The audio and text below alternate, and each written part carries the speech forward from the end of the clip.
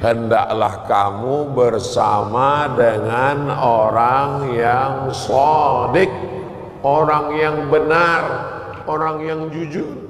Sengaja Allah rahasiakan. Kenapa Allah rahasiakan?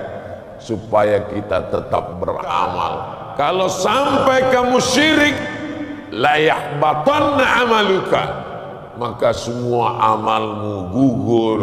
Kenapa orang korupsi?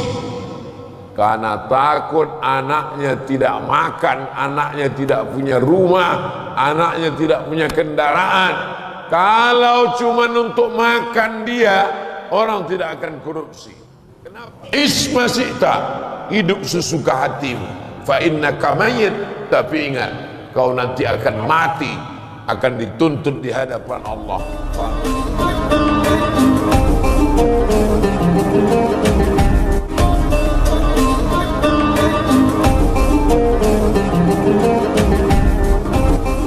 Semua kita ini dimuliakan Allah dengan apa? Dengan iman dan takwa. Tidak cukup iman dan takwa sendirian. Ya ayyuhalladzina amanu, hai orang yang beriman, ittaqullah, takutlah kepada Allah. Tapi ada yang ketiga, wa kunu ma'as-shadiqin, hendaklah kamu bersama dengan orang yang shadiq, orang yang benar, orang yang jujur. Apalagi di akhir zaman, tidak bisa hidup sendirian, mesti berjamaah. Ya ayyuhalladzina amanu taqullaha haqqa tuqatih wa la tamutunna illa wa antum muslimun. Iman, takwa, muslim. Wa'tasimu bihablillahi jami'an wa la tafarraqu. Ini 5 ini sejalan. Iman, takwa, muslim, berpegang teguh dengan tali Allah, wala tafarraqu, jangan berpecah belah. Ini 5 ini sepaket. Kalau kita laksanakan yang 5 ini, insya Allah kita selamat dunia, selamat akhirat. Saya beriman Pak Ustadz, enggak bertakwa, enggak selamat.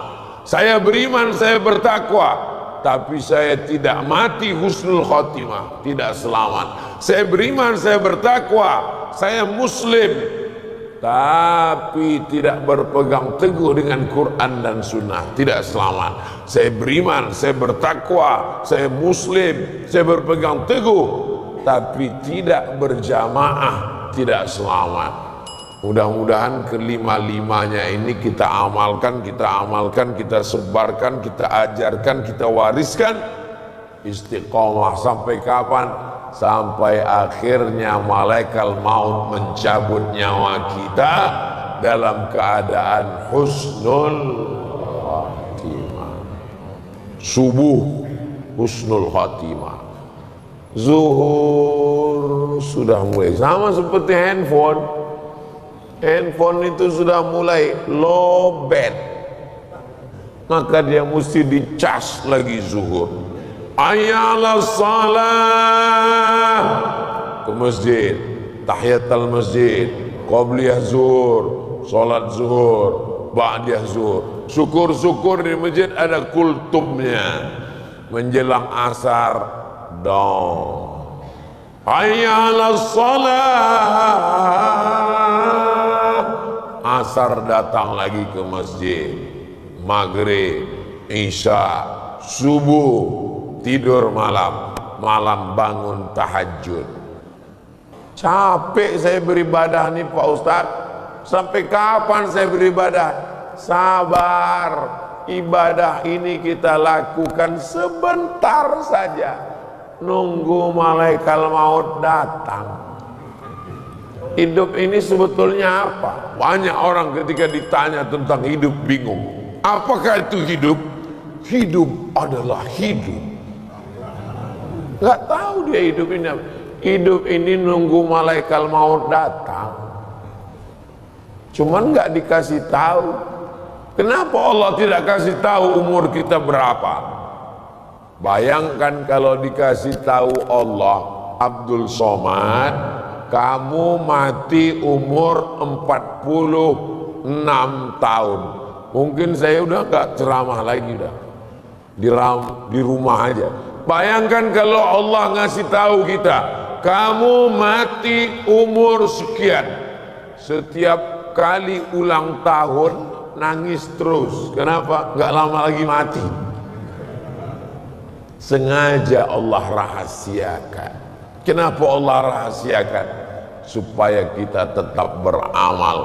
Faman kana yarju liqa'a rabbih, siapa yang berharap berjumpa dengan Allah, falyamal amalan salihah, hendaklah dia beramal saleh, wala yusyrik bi'ibadati rabbih ahada, dan tidak mempersekutukan Allah dengan apapun. La in asyrakta, kalau sampai kamu syirik, la yahbatanna amaluka, maka semua amalmu gugur. Mudah-mudahan kita selamat dari syirik. Jangan sampai mempersekutukan Allah. Bapak Ibu sangka kalau orang sudah ke Makkah sudah selamat dari syirik? Belum. Ustaz tahunya dari mana? Saya dulu kuliah, jadi musim haji pergi ke Makkah dari Kairo naik kapal laut. Sampai di Makkah kerja, macam-macam kerja. Satu hari saya disuruh membimbing jamaah haji, bawa ke Pasar Seng. Yang tahu Pasar Seng berarti udah tua. Sekarang udah nggak ada lagi Pasar Seng. Tolong bawakan saya ke Pasar Seng tahun 2000, 23 tahun yang lalu. Bawalah ke Pasar Seng. Mau nyari apa Pak, Bu? Mau nyari batu. Oh iyalah. Saya bawalah ke toko batu. Batu semua. Mau yang besar nih sebesar telur angsa. Mau yang kecil ini 2 rial. Mau yang mahal ini bagus nih Pak, ada cahayanya, disenter 7 cahayanya, mantap. Harganya berapa? $100 1 on, 1 mili. Berbisik dia ke saya, tolong carikan batu yang bisa melariskan dagangan. Langsung bunyi sensornya. Lama saya termenung.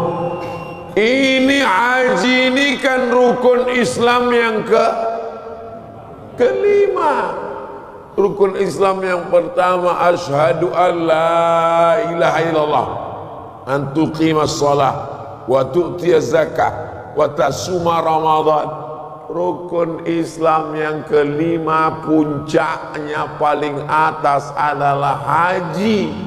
Tapi dia belum lulus rukun yang pertama, la ilaha illallah.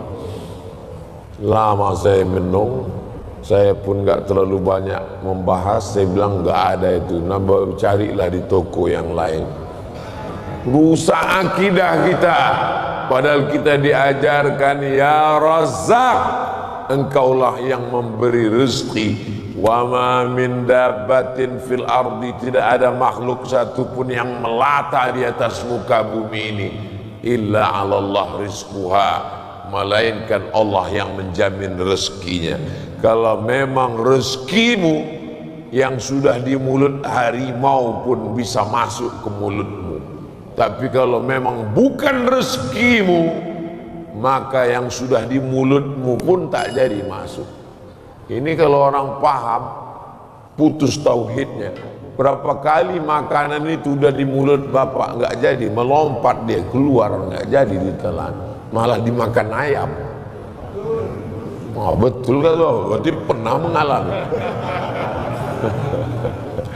Mudah-mudahan kita tidak menjadi orang yang kufur nikmat, gara-gara kekhawatiran terhadap rezeki yang luar biasa. Kenapa orang korupsi?